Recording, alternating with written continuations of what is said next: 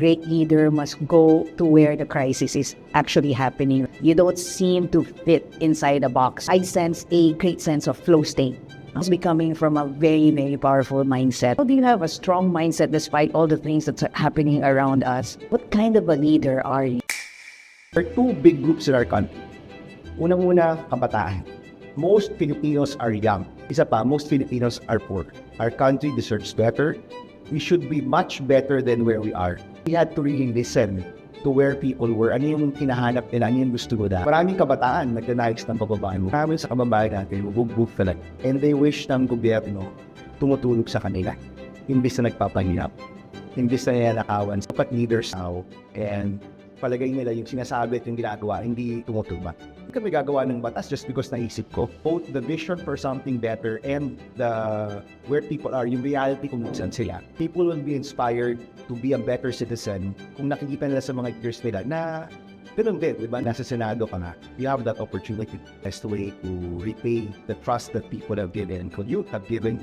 It's really to work hard. And humugot ng perspective, no? When you are probably hihingi ako ng konting perspective dyan. So what's happening to our nation right now? We feel like we're losing a lot. And you talk about corruption. We seem to, experience a lot of blows, and a lot of the things that we don't want to happen seems to be happening to us right now. We're so wounded as a nation and as a group of people. I want, give me hope. Give me some perspective here. Saan ako huhugot ng lakas? Senator Ban, welcome to Empath to Success. Thank you, Coach. Maraming salamat. I am very pleased that you said yes to us. It is our honor. I'm excited to be here. Sige, we want to, dig deeply into everything about you. So my first question is, you are a multi-passionate person. You don't seem to fit inside a box. So tell me more about your passions. Well, these days kasi, it's all about our work in the Senate. I'll be very honest. Itong pagbalik namin sa Senado, we really take it very seriously. And sabi ko nga, the best way to repay the trust that people have given, the youth have given me, is really to work hard. So everything we do in the office right now is focused on supporting our youth, supporting the Filipino people.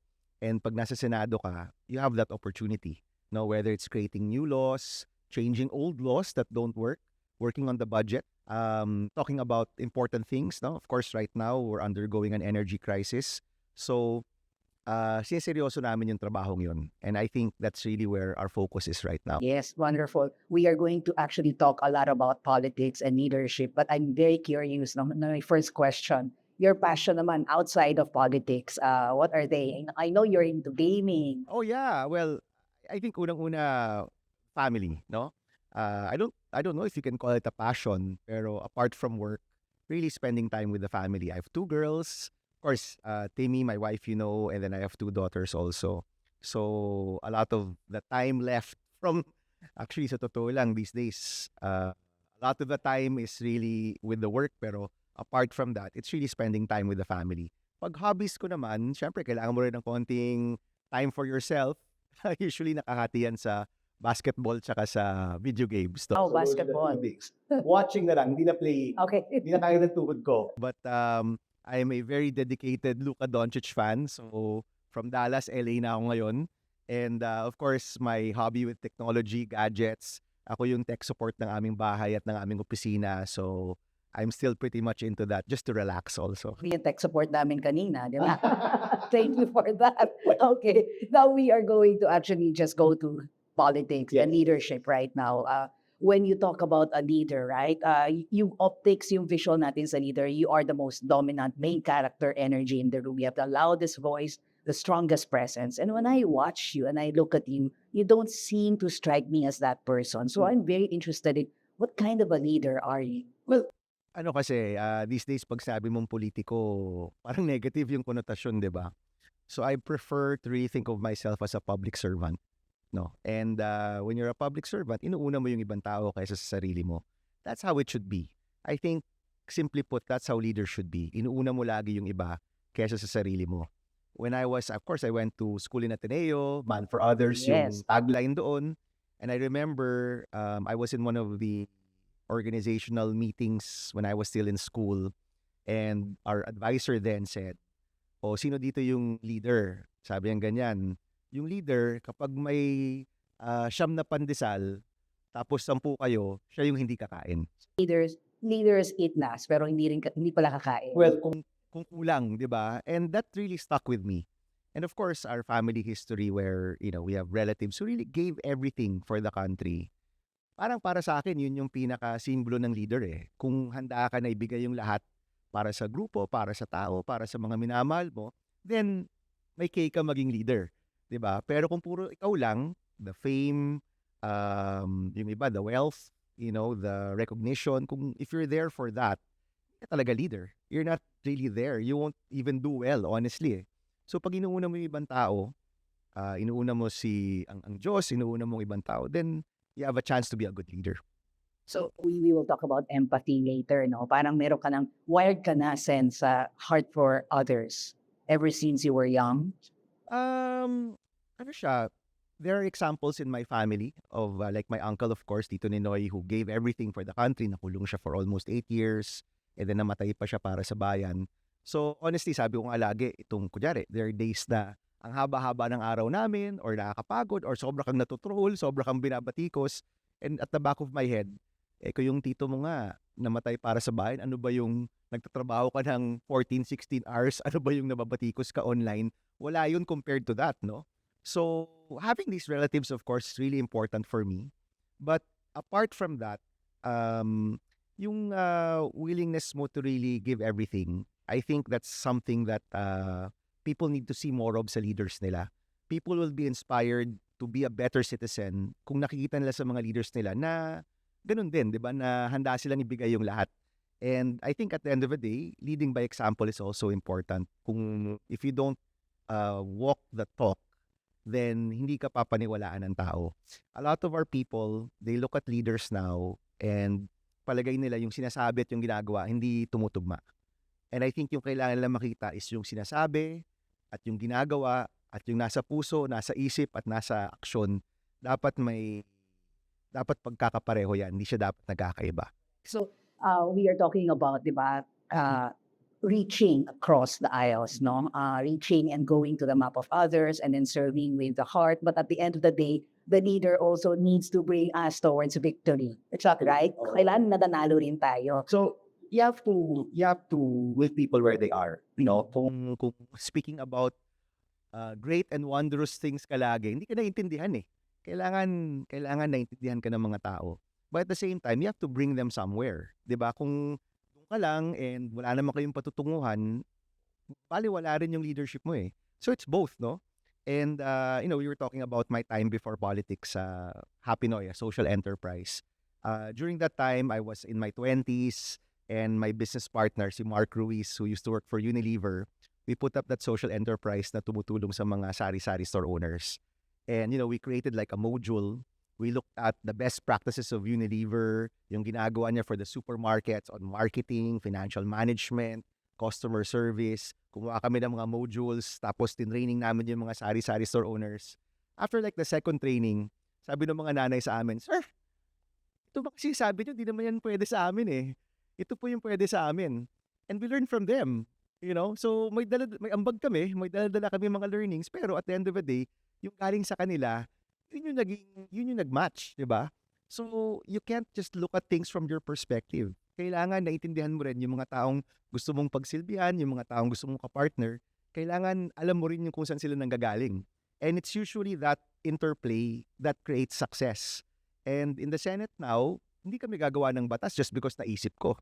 Diba? We go through a lot of consultation, we go through a lot of work. That's where the work comes in, to really craft laws na in the end, makakatulong talaga sa tao. Kung galing lang yan sa isang genius in the Senate, hindi yun gagana eh. Kailangan it's both the vision for something better and where people are, yung reality kung nasan sila. Yung interplay niyan, yun yung magbubuo ng magandang batas.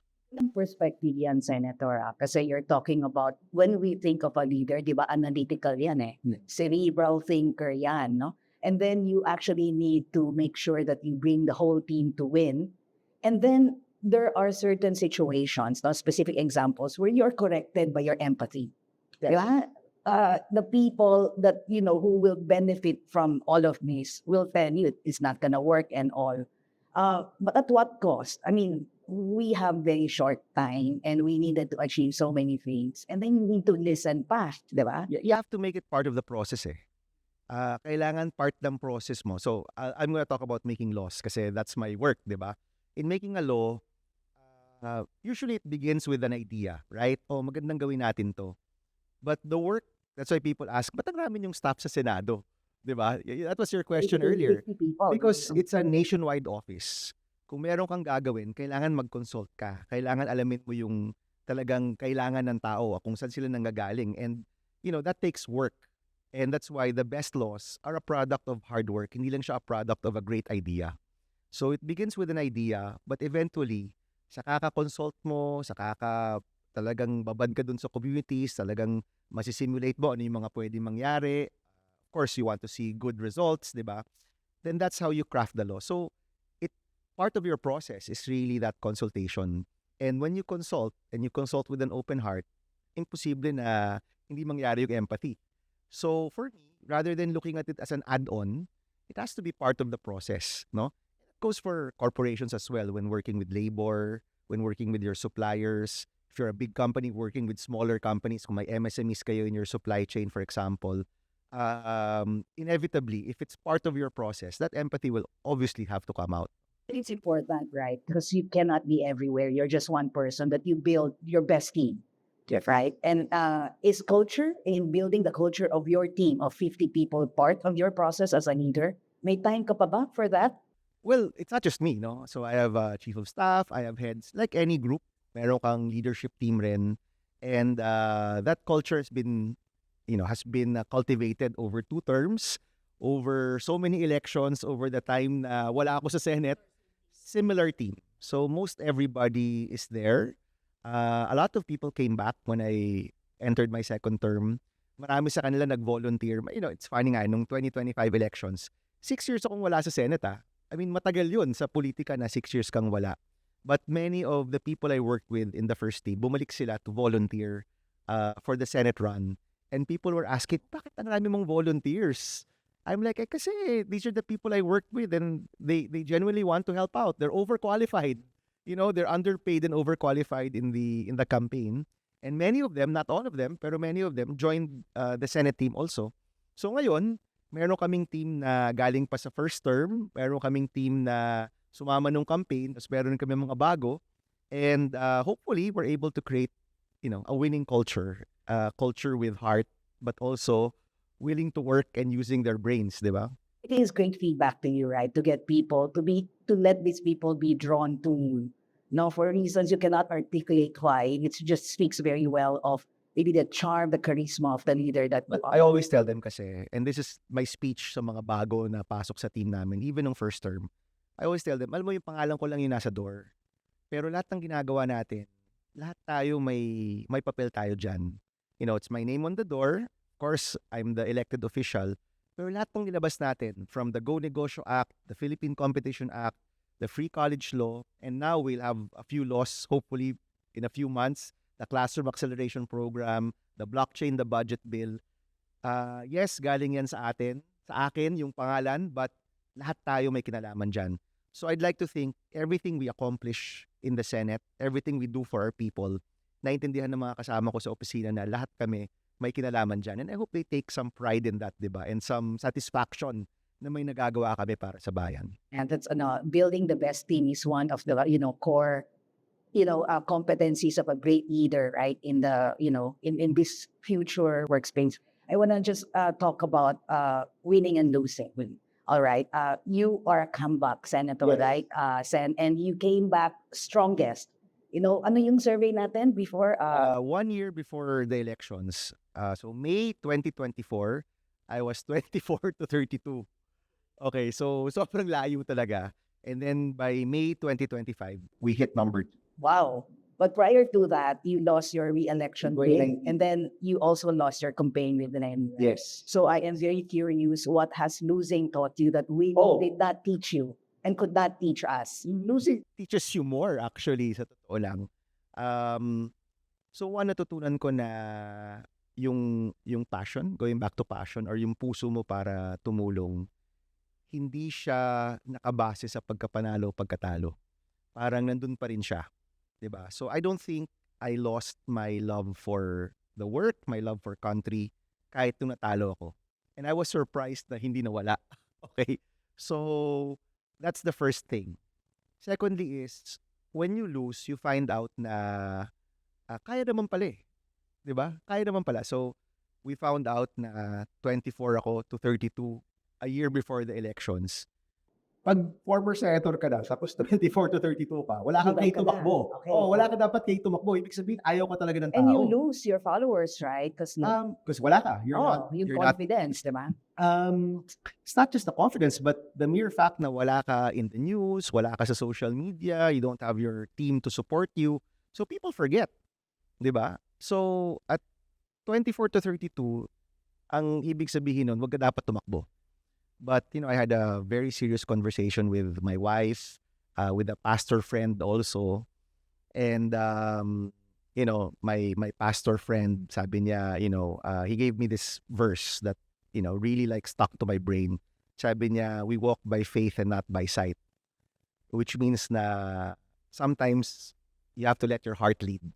Hindi lang puro kung ano yung nakikita mo. Sometimes you have to, jump, di ba? Even though di mo alam kung ano yung tatalunan mo, kailangan kang tumalon, di ba? And then dinikit niya, sabi niya, anyway, kung natalo ka na noon eh. Okay ka naman eh. And that was something that really stuck with me. I lost in 2019. We did our best for VP Lenny. We didn't make it.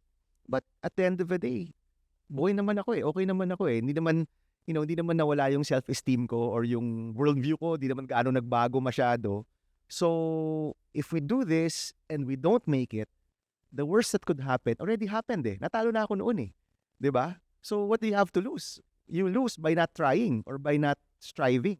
So, at that time, I was talking to one of my close friends and he said, maybe this time, just run because you want to offer yourself. You want to give it your all. You know that there are people who want to see themselves represented in the Senate na palagay nila ngayon wala silang representation doon. Tumakbo ka para sa kanila. 'Di ba? Tumakbo ka kasi gusto mong tumulong. And then kung ano man yung ending, okay na lang 'yan. Bonus na lang 'yan. But run for that. So, I decided to file. Wala kami sa top 12. In fact, I think I was 16 or 17 in October. That's filing. Usually, kung incumbent ka or galing ka sa Senate, nagpa-file ka, top 12 ka na eh. 'Di ba? By Feb, we hit 13, 14. By April, there were some surveys nagda-number 10 na ako. So by May, by election day, we were expecting na mananalo pero siguro 10, 11, 12 or 9. Maybe at best 8. But we were very surprised na nag-number 2. Galing, no? And I think yung wisdom dyan, di ba? You were talking about the past data telling you you're not gonna win, right? And then you have a vision and you distort all of that, no? And you distort the data so that you're able to actually claim that vision and bring it to the present. And so I really wanted to be chunk, right? To actually unpack, what is that secret behind that? You need total belief lang ba? You surrender to the confidence, right? And ano yung secret dyan? Sure. I don't think there's really a secret. Maybe it's also so in 2019, the weekend before the election day, nagpamisa kami. Okay, and I have a cousin na pare, pamisa siya. And I was praying then, and a thought came to my mind. Whatever comes next is yours. With a capital Y. So kung ano man mangyari, sa'yo yan, Lord. Okay, that was the weekend before the 2019 elections. And my survey was actually good. I was hitting number 10, 11. Of course, talo. And honestly, nagulat ako na natalo ako noon kasi the team kind of felt that we had enough to make it. And then I thought to myself, well, alam mo, yung prayer ko is whatever comes next is yours. Hindi naman yun pwedeng only if we win. Diba? Yung whatever comes next is really a whatever, di ba? Win or lose. So sabi ko, okay, I guess this is where the Lord wants me. He wants me out of the Senate, maybe doing other things. And I was already preparing for, putting up consultancy. We had another office already. And then nag-pandemic. no? And in the pandemic, it was my wife that was working. I was the one without a formal work. So ako yung nasa bahay with my kids, which is a very different setup, di ba? For practically a year and a half. And then at that time, si Ma'am Lenny was not sure about running, but eventually she ran. And because hindi ako galing sa Senate, I wasn't running for re-election or anything, I was in the best position to support her. And that campaign we were talking about earlier, even though hindi tayo nagwagi, became the foundation for 2025. And honestly, I think it's a foundation for the future. Kasi it showed na marami palang Pilipino ang hindi pala tayo konti. Marami pala tayo at maraming kabataan nagnanais ng pagbabago. So, everything I think happens for a reason. And sometimes you just have to surrender and say, itong mga nangyayari sa buhay ko, yes, I will always do my best. But yes, there's also a plan behind it. And to surrender yourself and say, whatever comes next, I'll just do my best. I'll do what I think is best. Pero Lord, bahala ka na. You know, maybe there's confidence there. There's a certain crazy confidence there. That's right. And trust. But when I'm listening to you, you strike me as a very positive person, right? And you have Super. a plan. By the way, yan ang sinasabi ng asawa ko. Sobrang akong toxic ang positivity. Okay. Yeah, Like, I'm pumunta positive. tayo dyan sa toxic positivity na yan, di ba? Natalo ka, and then bumangon ka. Yes. But in between that, there's maybe a phrase na tumambay ka in somewhere, you know, Yes. maybe a negative. You must have felt really frustrated or weak or something. I felt that there was something else for me na kailangan gawin. I didn't, of course, malulungkot ka for a while. Honestly, mas nalungkot pa ako nung natalo si Lenny in 2022, then natalo ako. In 2022, nung natalo si VP Lenny, I was the campaign manager. I gained weight, I had psoriasis, I had COVID after the campaign. So, ramdam ko talaga yung epekto nun sa katawan ko. Like physically, naramdaman ko siya na something's not right. And it was my fellowship in the US in 2023 that sort of helped me get back on track. And pagbalik ko from that fellowship, decidido na ako to run again. Diba? But in 2019, when I lost, because nga yung prayer ko is whatever comes next is yours, I kind of felt, okay, it's just not for me. And maybe the Lord wants me to do something else, diba? So I was able to recover quicker nung talo ko kaysa nung talo ni VP Lenny, which honestly as campaign manager, talagang pasan mo yung mundo kapag ikaw yung campaign manager. No? Galing mo, Sen, humugot ng perspective, no? When you are probably hihingi ako ng konting perspective dyan. So what's happening to our nation right now? We feel like we're losing a lot. And you talk about corruption perception index. We are 120 over 182. Diba? GDP per capita, we're 31 over 40. I mean, we seem to, experience a lot of blows, and a lot of the things that we don't want to happen seems to be happening to us right now. We're so wounded as a nation and as a group of people. I want, give me hope, give me some perspective here. Saan ako huhugot ng lakas, no? Para naman maging proud ako, to be totally proud to be a Filipino. So, okay. So, unang-una, marami sa kababayan natin, bugbog talaga. Bugbog na talaga. Marami sa mga kababayan natin, they're just doing their best. They're working hard, they're striving.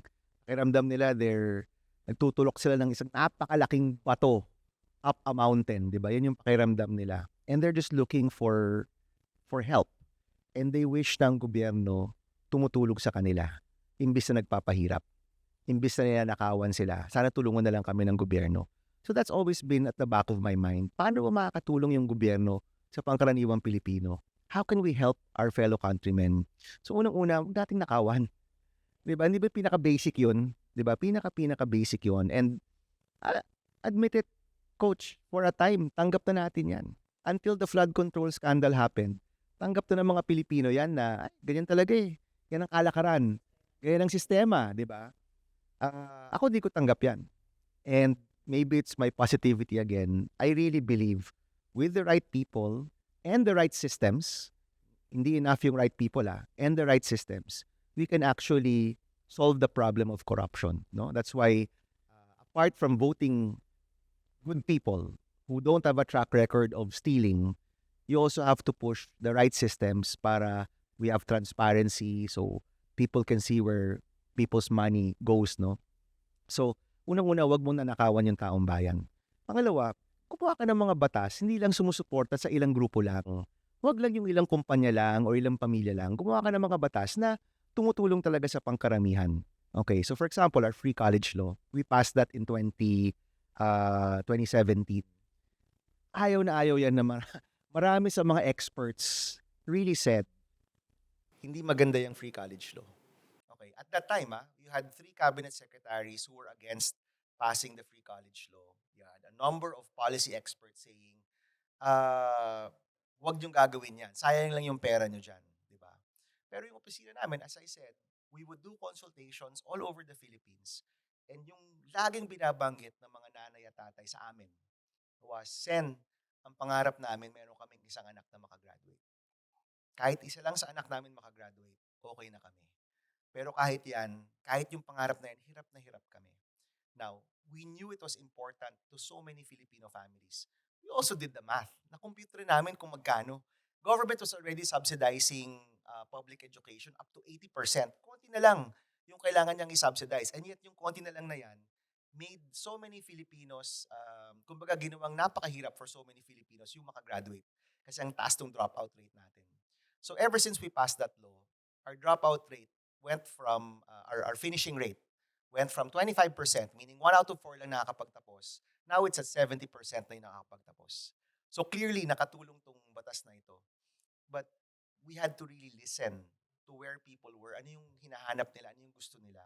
And again, sometimes the experts, the big people, smart people, hindi nila nakikita na mahalaga to sa tao. We also knew that kung makapagtapos ka, your opportunity to have a better life is closer to reality, di ba? So, yan, that's something that we wanted to do kasi alam namin makakatulong yan sa tao. So, yun ang hinahanap ng tao. Huwag kaming nakawan, makatulong sa aming totoong buhay. And I think the third one is really just to be able to have a government that really seeks to understand where people are. No, ito nangyayari ngayong krisis sa atin. Our transport workers, wala na silang kinikita. 'Di ba? Ba't ako mamamasada kung wala akong kikitain? So that's where government support has to come in, no? A responsive government is what people are looking for. Now, to give you hope, coach, I think there's also a change in people's mindsets now. Ever since 2022, 2025, the elections, and then tong flood control scandal, and now the crisis we're going through, I think a lot of Filipinos, a lot of younger Filipinos are starting to think, ito na ba tayo? Hanggang dito lang ba talaga tayo? And I think many of them are saying, hindi namin tatanggapin na hanggang dito lang tayo. Our country deserves better. If you look at all of our demographics, if you look at where we are economically, we should be much better than where we are. And a number of Filipinos are already saying, gusto namin ng totoong pagbabago. Hindi lang pagbabago sa mukha, pagbabago sa pamilya, pagbabago. We want real change. We want real progress. And ako nararamdaman ko yan. When I go to the schools, when I go to meet MSMEs, when I meet young professionals, nararamdaman ko yan. People are looking for change. And much like 2025, I hope we will have more surprises in store for our country in the next year. That's very interesting because you're saying now that culture of change is now starting from the grassroots, going up, nadedemocratize natin ang culture. So our country, there are 2 big groups in our country. Unang-una, kabataan. Most Filipinos are young. Yan yung demographic natin. Isa pa, most Filipinos are poor. Marami sa kababayan natin naghihirap. So kapag ang mga mahihirap at ang mga kabataan naghahanap ng pagbabago, magkakaroon ng pagbabago sa ating bansa. And nararamdaman ko na yung mga kabataan, nakikita nila yung mga leaders, naghahanap sila ng mga leaders na hindi magnanakaw, tulong sa buhay nila, can really create real changes in their lives. Yung mga mahihirap nating kababayan, naghahanap ng tulong sa pang-araw-araw nilang buhay. And they're saying, kung di kayo makakatulong sa amin, baliwala kayong leader kung di kayo makakatulong sa amin. We want a responsive government. So between a responsive government and a government na hindi nagnanakaw, yung desire na yan, I think, will hopefully lead to better changes in our country. Pag-usapan natin itong government na hindi nagnanakaw, no? A lot of our politicians have poked a hole in our future, right? and by getting hold of money to benefit them. So how can we actually break through as a nation if we are being led by the same people with the same mindsets? You have to vote wiser, vote for people, unang-una. I guess that's number one. Pero yung pangalawa kasi, kailangan mo ng systems eh. It's not enough to just vote for good people. We need to vote for good people and put in the systems that will create better transparency in government. So, sabi nga coach, di ba, the best way to kill germs is sunlight. Di ba? Sunlight is nakikita ang lahat. Di ba? Ang lahat na i-expose. Pag na-expose ang lahat ng bagay, mas mahirap gumawa ng kalokohan. And one of the bills we're pushing for, the Cadena Act, that's basically putting our budget all the way to execution online and for everybody to see. It's not just transparency, it's transparency on steroids. Kasi hindi mo lang siya nilalabas pero binubukas mo pa siya para ma-analyze ng mga tao, no? So, not just the budget, hanggang sa kontraktor, hanggang sa presyo ng semento at presyo ng pako, presyo ng bakal dun sa kontratang yon, that will all be put online for everybody to see. For people to know saan ba napupunta yung pera ko. And as a regular citizen, makikita mo, bakit ito lang kontraktor ang laging nananalo? Bakit yung presyo ng... By the way, at the height of the scandal, itong flood control scandal, we found out na yung presyo ng mga materyales sa gobyerno at sa kontrata is higher than yung presyo na mabibili mo sa hardware store. Okay, so yung retail yung wholesale mas mataas sa retail. So meaning, nandyan yan sa mga papeles. Pero dahil nakatago yung mga papeles, hindi nakikita ng tao. But it's actually easy to spot. Madali siyang mahanap kung available siya.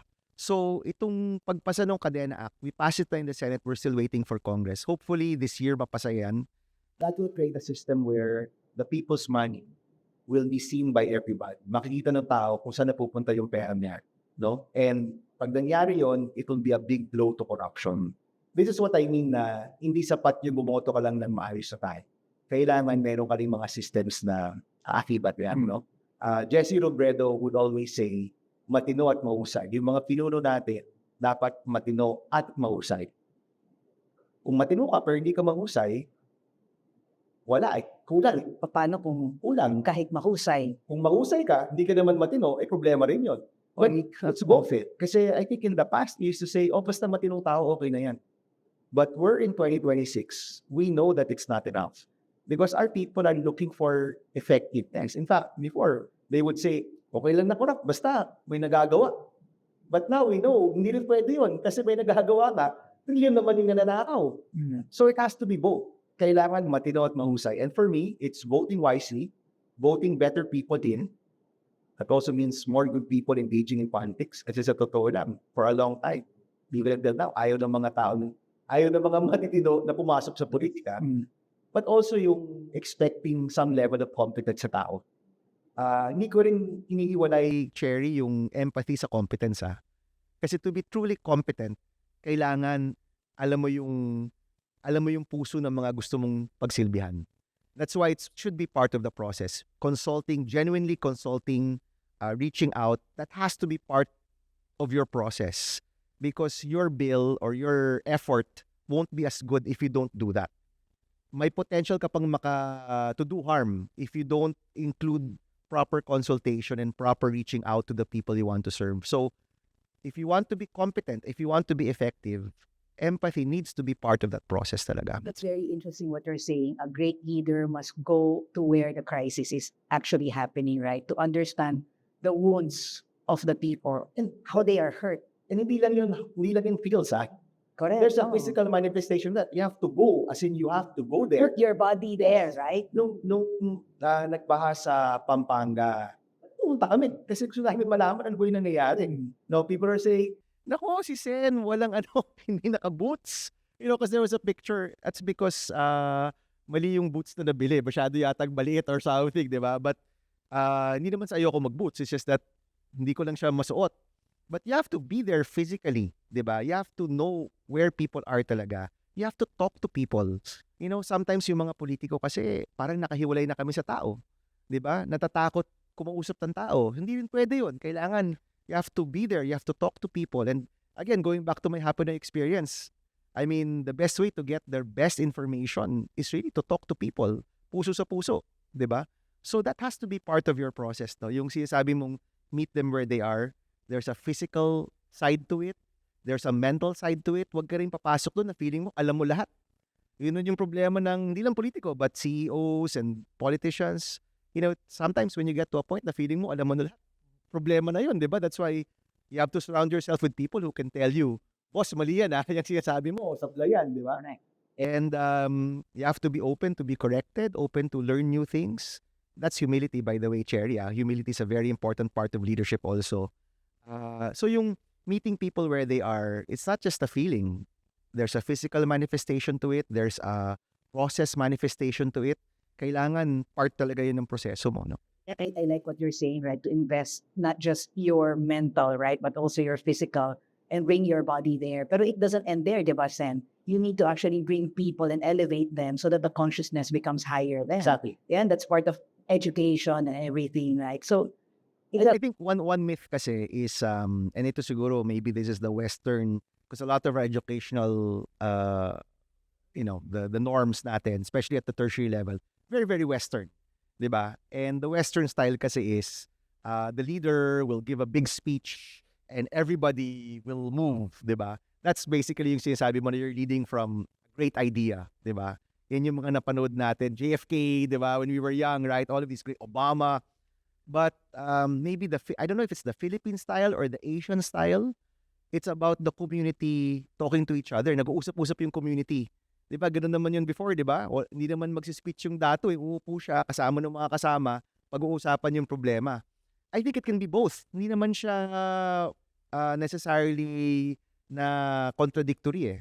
You can have that process where with the community, nag-uusap kayo, heart to heart, really being able to understand ano ba talaga yung nangyayari. But at the same time, being able to bring people to a better place. No, I think that's the kind of leadership na bagay sa Pilipinas. Kung hindi mo rin dadalhin yung mga tao, wala rin magbabago eh. 'Di ba? But at the same time, kung lagi ka lang speech ng speech, hindi mo naman iniintindi yung tao, hindi ka rin maiintindihan eh. Even at that basic level, hindi ka rin maiintindihan. So it has to be both. And I think we can, much like our culture, kaya natin pagsama yung Eastern and Western ideas of leadership also. Ayan, kasi parang may mga movement, di ba? From where you're sitting, and then you go and reach them, and then you bring them. There's a lot of physical movement there, right? Nakakapagod din yan. Di ba? Logistic. Nakakapagod siya kung nakikita mo siya bilang dagdag. Kung part siya ng sistema mo, part siya ng proseso mo, then it becomes, kumbaga, ako kasi, simple lang eh. You cannot achieve your goals without having that. And ano yan, Cherry, I learned that through the years. Hindi yan natural sa akin. Kasi nga, you're taught and you're raised in a certain way, di ba? But through the years, makikita mo ano ba yung effective, ano ba yung pinakamainam na paraan, and eventually makikita mo na being able to start from where people are, that's really the best place. That's the best chances of success. Goes back to the free college law, our classroom acceleration program, itong push for better transparency sa budget. Maybe it began with an idea, pero from that idea, it goes through a process of really trying to understand where people are before, pushing it again in the Senate. Interesting. And we're talking about your team, right? How you manage your team, the culture in your team. Now, when you go to the Senate and there are 24 of you, right? You're all individual units. Not necessarily, the Senate is not necessarily a happy place where the culture is really, we're all something together. like 24 separate republics. Yeah, Exactly, right? Then how do you then maintain your strong views, your individuality, and yet, get people to come together and work together as a group, especially at this time of national crisis? I would like to think na kahit magkaiba kayo ng politika, may mga bagay na pwede niyong pagkaisahan. No? So, most of my bills on education, all parties support. Even itong push for transparency in the budget, all parties supported that. I treat people with respect, whether they're older than me or they're newer than me. Kasi second term ko na to. I treat everybody with respect. And when I ask for support, kasi I need the signature, I need my fellow senators to sign that bill. Kahit magkaiba kami ng politika, kahit magkaiba kami ng kasaysayan, iba yung aming history, and even on some fundamental things, pwede kami magkaiba. I would like to think that there are certain things that we can agree on. And if it's for the Filipino people, may spasyo dyan na pwede tayong magkaisa. And that's how I lead when I speak to my colleagues. Hindi to like, I don't see them and say, kalaban to kaagad. Or opponent ito kaagad. Or magkaiba kami dito. I always like to think, pareho kaming Pilipino. Kahit papaano, pareho kami nagmamahal sa bayan. And there are spaces where we can come together. And ano yan again, hindi lang siya cerebral. Kailangan yung buong katauhan mo, yan yung nasa isip Kasi mararamdaman yan if they feel na, ba't ko hinga ng tulong nito he doesn't like me, doesn't trust me. At the end of the day, I think there are spaces where people can come together. Been happening in the Senate now? Are you seeing unity? And by the way, again, hindi to natural, like hindi to organic. I learned this through the years. And sometimes you need more time in public service, more time in the Senate to understand na may mga lugar na pwede kayong magkasama. Even if in other things, posible magkaaway kayo. Diba? I think when I first came to public service when I was 23 years old sa National Youth Commission, medyo mas adversarial yung aking pananaw sa buhay. Until eventually, I found out na, okay, even if iba kulay niya, iba kulay ko, we can set it aside for the youth or we can set it aside for the Filipino people kasi may mga bagay na mas mahalaga sa mga politika natin. And that's something that's always been at the back of my mind, no? Ang expectation kasi sa mga politiko lagi nag-aaway. Because what we see on media is we're always debating. But that's maybe for 5% of the bills and the laws. For 95%, bills on education, social services, even health, yung mga bills na talagang mahalaga sa tao, more often than not, nagkakaisa kami. And again, even in these challenging times na posibleng magkaiba kami ng posisyon o magkaiba kami ng pinanggagalingan, I always maintain dapat may spasyo na pwede tayo magtulungan. Wow. Easier said than done. Yes, correct. In fact, correct ka dyan sa easier side. Tinitingnan kita, pinakinggan ko lahat ng sinasabi mo. You're not too calm, you're not too stressed. Parang I sense a great sense of flow state. And it must be coming from a very, very powerful mindset, right? All of these behaviors are motivated by somewhere, really hardwired in you. So, ang question ko is, how do you even, get this? How do you have a strong mindset despite all the things that's happening around us? And kill this state of cynicism. Yeah, I would like to think that yung positivity ko can be infectious. And if this is the way to move our country forward, I will rather do it through positivity than being a toxic person. Kasi yung pagiging toxic mo, what has that really led to? Diba? Again, yung mga kababayan natin naghahanap ng tulong, hirap na hirap sila sa pang-araw-araw na buhay. And I will lead with toxicity, mas mahihirapan lang sila. I'd like to think na at the end of the day, we can move our country forward by keeping clear kung ano yung gusto natin para sa ating bayan. I really believe, Cherry, our country can improve. That's where it begins siguro. Na in my heart, alam ko na we can have a much better country than what we have now. Kaya natin magkaroon ng gobyerno na talagang responsive, na hindi nagnanakaw, na kayang itulak yung bansa natin na to really push our country forward. I've never lost that in my heart. And I think that's faith, di ba? Faith that we can improve, faith na kaya natin magbago, faith that God has a plan for us.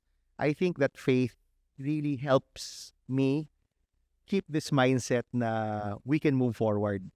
Once politiko ka at naging nega ka na, hanggang dito lang tayo, wala na magbabago, yung next niyan, kikita na lang ako.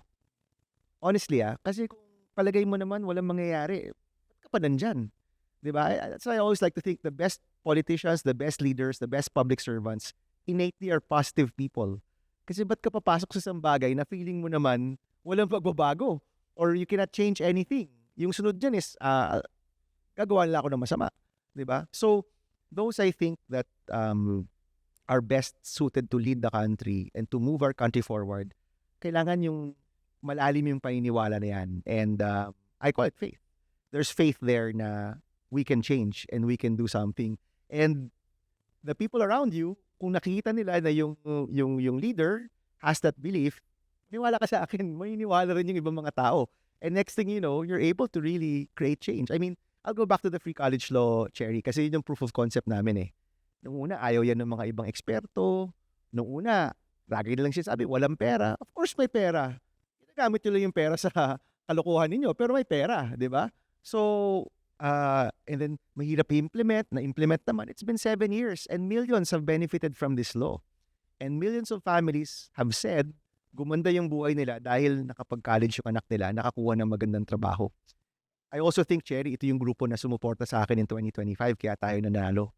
And our countrymen, mas mahalaga sa kanila yung estado ng kanilang pamilya kaysa sa kulay ng kanilang politika. So we have to meet them there. They're looking for support, they're looking for help, naghahanap sila ng tutulong sa kanila. And that's the role of government. Tayo dapat yung tumutulong sa mga kababayan natin na malampasan yung mga problema. Hindi dapat tayo nagpapabigat, hindi dapat tayo nagnanakaw, tayo yung tumutulong sa kanila. And yung pag-iisip na yan, pag tinulungan mo yung mga kababayan natin, we can achieve as a country. We can be a better country. And I know na marami mga Pilipino sa puso natin, alam natin na with better leadership, with the right systems, and with clear goals and objectives, our country can achieve and be the Philippines that we know we can be. No? So kaya yan. Kaya natin yan, di ba? We just need to have more people believing and saying it out loud na we can achieve. You talk about people believing. I have one last question here. The youth, right, who have given their being, right, because they are, one of your biggest supporters. With everything, the social media and their attention span is now very short, right? I wonder, since you're very passionate about education, I wanted to ask you, how much do you think of history do our young people understand?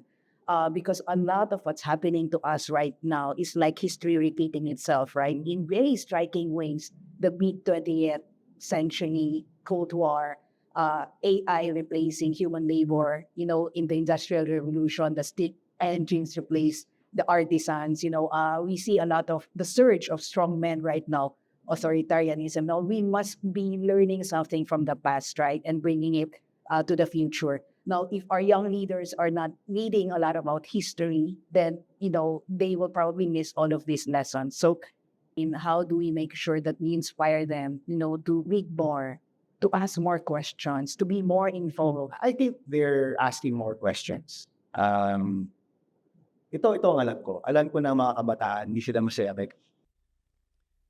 They're entering a workforce na medyo hirap tayo, not just with AI, but with the difficulties in our economy. Marami sila nakikita online na baka hindi nila ma-achieve. So alam nila na there's something better out there. A lot of our young Filipinos, their only chance, or sa isip nila, their only chance to have a better life is to go abroad. So alam nilang may problema ang Pilipinas. May mga problema tayo na kailangan ma-address. Yung solusyon dyan, yun siguro yung marami nag-offer ng iba't ibang solution. Some will offer a more violent solution. Some will offer a fake solution. But we need them on board to really create this country that we want to create. No? So the burden, I think, is on the leaders to change the way we communicate. Diba? Hindi naman pwede nag-communicate tayo. And my wife was a communications expert, also says this right away. Pag ikaw nag-communicate at hindi ka naiintindihan, hindi yan kasalanan ng audience. Kasalanan mo yan as the communicator. Diba? So if you're a leader and you feel that young people don't have that context anymore about history, about patterns in our country, it's more our fault than theirs. Mm-hmm. So you have to be able to change the way you communicate para mas maintindihan nila. And even in our office, we do so much more TikTok now than we used to do before. Diba? TikTok ka na. Matagal na. Matagal na. No? So, it's the burden of the people communicating. It's not the one that you want to communicate to. No? So, ano yan? Iba lang. Iba nung time natin. Iba ng time nila. And I think one problem is we always say, ganito naman lagi, di ba? Kahit nung time ko, nung student leader ako, yung mga predecessors ko would say, nung time namin, mas matapang kami, mas ganyan kami kaysa sa inyo. So let's stop the cycle of blaming the next generation. Let's just try to, again, meet them where they are, communicate the way that they are able to understand, and believe that we can find some commonality. Kahit magkaiba tayo ng edad, we can find some commonality. And I think like our office does that a lot. We work with a lot of young people. We do a lot of work with them. And talagang effort namin yan to bring people together also. So across all generations, across all levels, it's the same formula, Sen, no? Meet people, Empathy, meet people where they are, bring them to a higher place, elevate their consciousness, and we build back better. We build this place better than we found it. I mean, Sen, if only I can have you and your brain and your heart, you know, for the entire day so that we could learn and grow together here. You know, I would really want that, but I think you're needed in some other places. So I really want to thank you, but before that, Sen, pwede bang mag-lightning round tayo? Sure, okay. Okay. So may questions ako, ah. First question ko. Fear. Fear. Do you get afraid? Do you get scared of something ever? Yes, of course. Everybody does. Mostly with my kids. You know, kung may mangyari sa mga anak ko, magkasakit sila or aksidente sila or something bad happens to them. Okay. What about this? Have you ever been shamed? I'm sure. Well, alam mo, ang pinakamaganda kasing pagkwento sa shame is a sense of humor. There are times wag binabatikos ka, but you know, if you try to look at things with a sense of humor, kaya mong i-deflect na lang yung shame na yan. And a sense of humor is a sign of an intelligent person. Yes. Ito na ang pinaka last question ko. Drama. What's your drama in life? Ex ako dyan. I don't like Wala drama. kang drama. I don't Talagang like drama. positive. I don't like drama. Everyone knows that I can't handle drama. Alam mo yon, kahit sa bahay namin, di uso yan. Maybe sa context lang ng Senate. Because, you know, maraming interpersonal drama. Di ba? Sa kahit anong opisina, yeah. di ba? But ako, buti lang I have a really magaling na chief of staff and I say, lahat ng drama, pwede ba ikaw na? Di ba? I'll focus on the work. I'll focus on moving us forward. Please, paki-handle na lang yan. I don't do drama. Very low. Wonderful. We are going to, you know, watch this all over again, and I hope this episode reaches so many people so that we could learn from it. We could bring that energy of that vision to our present times, and we could land in a much more sensible place. We really so much need this hope. And thank you so much for bringing hope in this room right now. Sen, Coach, thank you very much. And that's a wrap on today's episode with Senator Bam. I hope you leave this conversation with something, a thought, a feeling, a question you hadn't asked yourself before. And that's all I ever want for you.